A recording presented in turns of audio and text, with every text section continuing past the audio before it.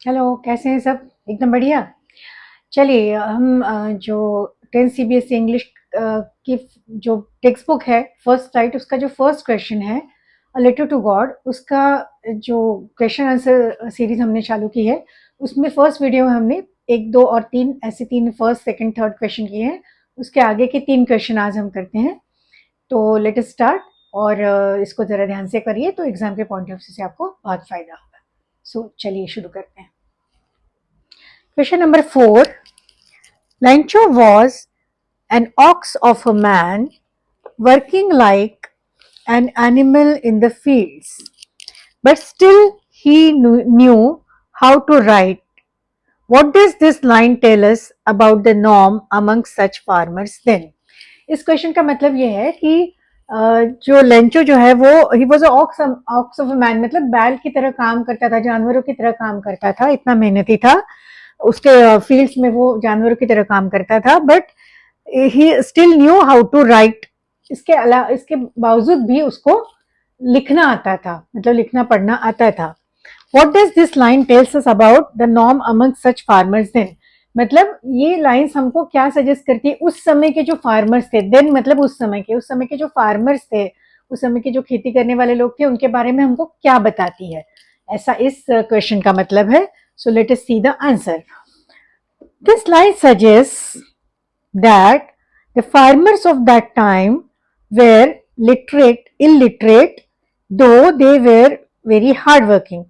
इस लाइन से हमको क्या पता चलता है कि उस समय के जो फार्मर्स थे इन जनरल, वो इलिटरेट थे, वो लिखना पढ़ना नहीं जानते थे।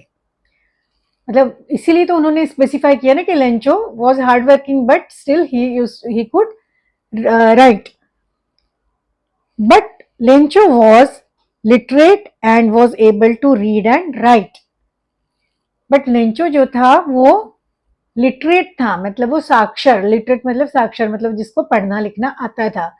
तो दो other farmers, most of the farmers of that time were illiterate, जिनको लिखना पढ़ना नहीं आता था, मगर ये जो था लेंचो, ये बिल्कुल किसी जानवर की तरह अपने खेतों में काम करता था, फिर भी उसको लिखना पढ़ना आता था, मतलब वो लिटरेट था। Next question, why did Lencho write a letter to God? Lencho ने भगवान को खत क्यों लिखा?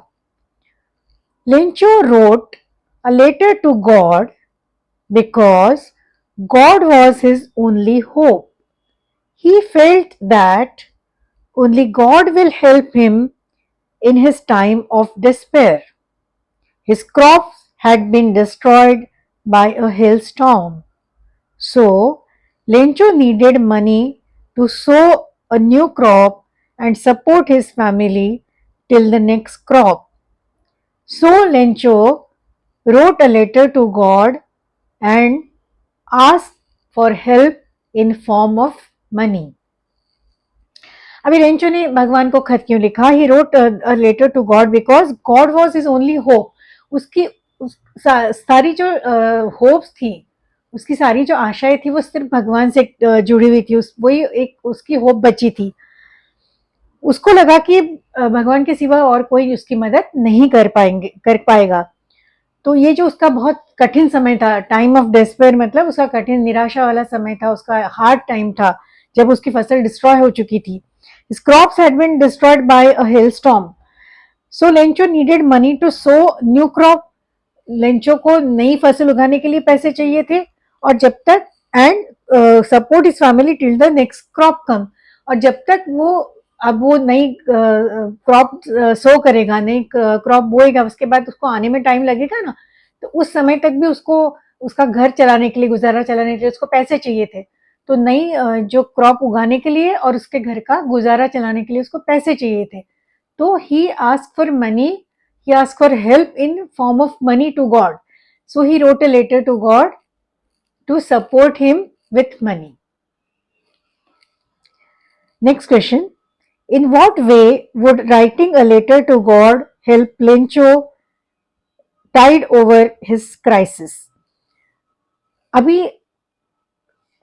इसमें ये पूछा है कि ये जो भगवान को उसने लेटर लिखा लेंचो ने, उस घटना ने या उस एक्शन ने, जो लेंचो की एक्शन थी भगवान को खत लिखना, उस एक्शन ने उसको इस कठिन समय, क्राइसिस में, मतलब जो उसकी विपत्ति का समय था, क्राइसिस का समय था, उसको टाइड ओवर मतलब उसको पार लगाना, उसमें से निकल जाना, उसको पार करने में कैसे मदद की, मतलब उसने जो लेटर लिखा उससे उसको कैसे हेल्प मिली।